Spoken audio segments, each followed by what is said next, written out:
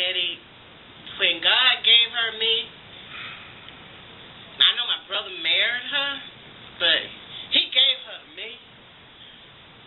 That became my sister and my best friend. She was more than just a sister-in-law to me.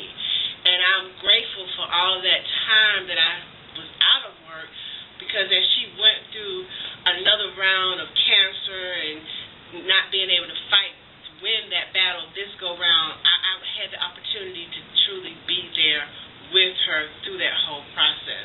So Betty's name will always be there, because I talk to her now sometimes, let her know how much I miss her, but I know she's in a better place. The other name that goes there is my husband. It took him a long time to put him in there. It really did. Being very honest. And the next person's name I put on there is Sharon, because we are so much alike now. We have so much in common. And we kind of, I tell her many times that a piece of her and a piece of me makes a whole one of us. When we both are having a bad day, it's horrible when we have a bad day, but then it's a piece of her and a piece of me make a whole of us, and we can get things accomplished. That's what goes in my best and closest friends. And then when I go to my associates now, that's when my blood sister goes in there. I have a few other people that go in that area. For the vast majority of people that I know or that I deal with on a regular basis, they fall in the acquaintances. That's where they fall.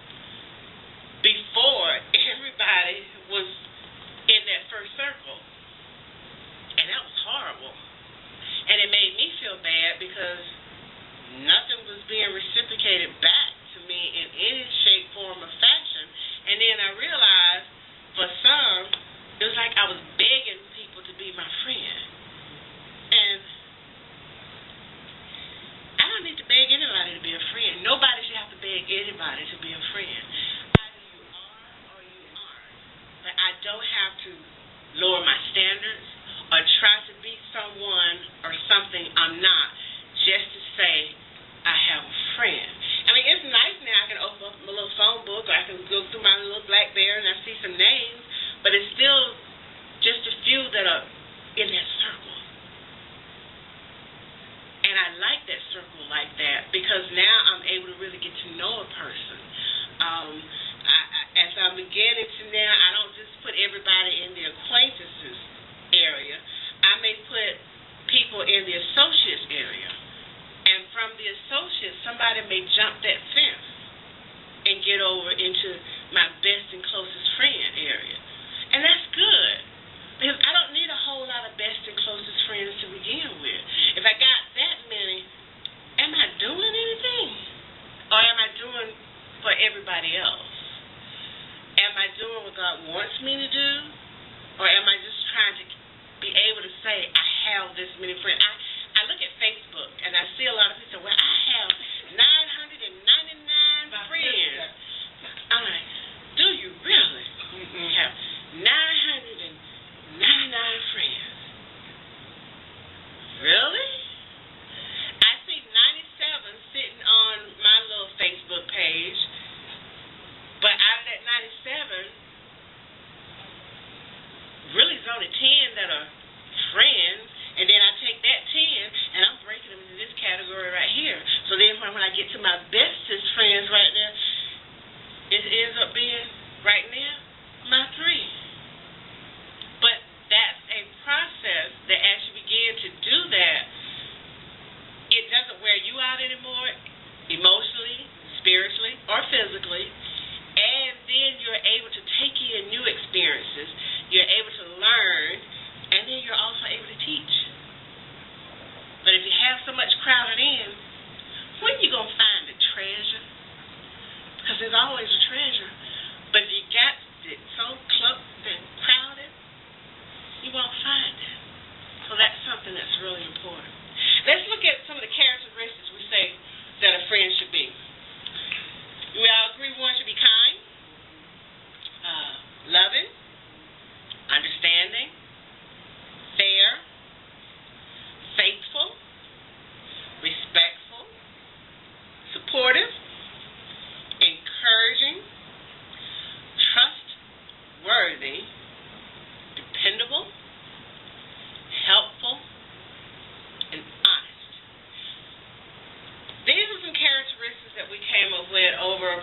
about 3 times during this particular session. And I always tell people, this is not just all of them. There may be some other characteristics that you require for your friends. And maybe if you're blessed and lucky, you'll have 3 or 4 people that kind of embodies all of those characteristics. Or you may have some that only embody some, and so you put them in different areas of your circle. So now I'm hoping you're going to be encouraged to take a look at your circle of friends and recategorize them so that you can know who you can and cannot, what's that, depend on, trust, have faith in, know they'll be there, good or bad. Time to take a look at that. But let's think about something. One of those things we got to learn how to do. We all have to learn how to do this one, and that's how to be a friend to yourself. That took a long time for me to do that one. Anybody else have a hard time learning how to be a friend to themselves?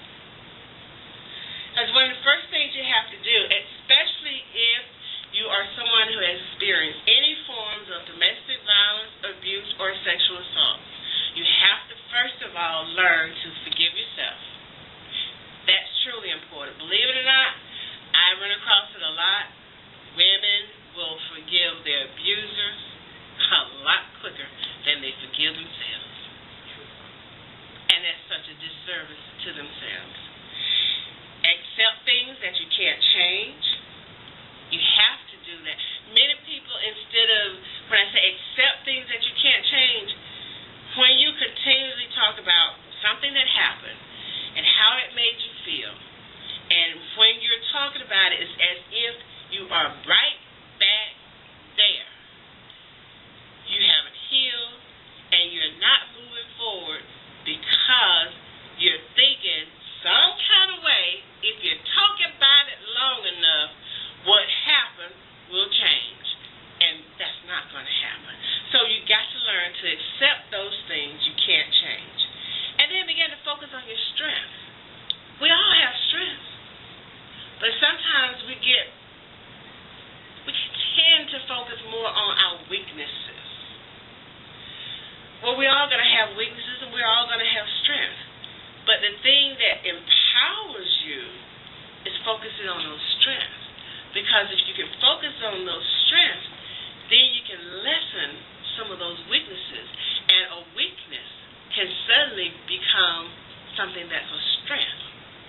And one of the best ways I can describe that is, before I got into Toastmasters, talking in front of people about my experiences, talking in front of people, period, was terrifying. I didn't want to do it. I didn't want to be in the front. Oh, I help you do any and everything in the world. Just don't ask me to talk.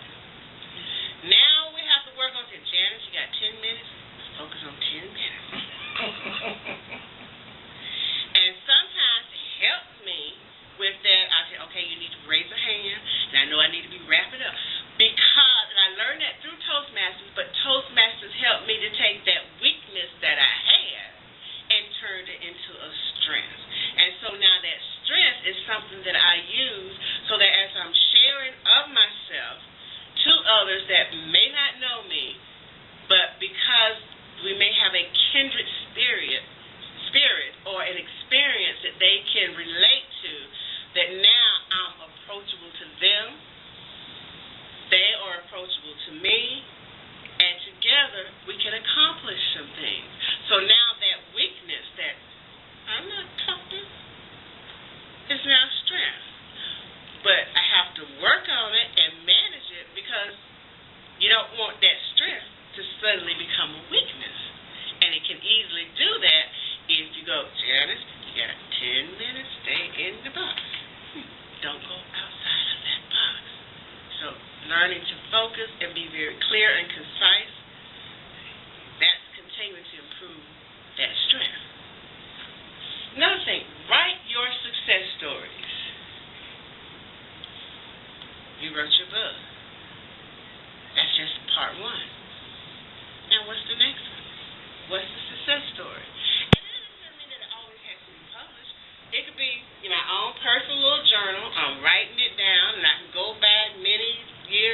and take a good look at it.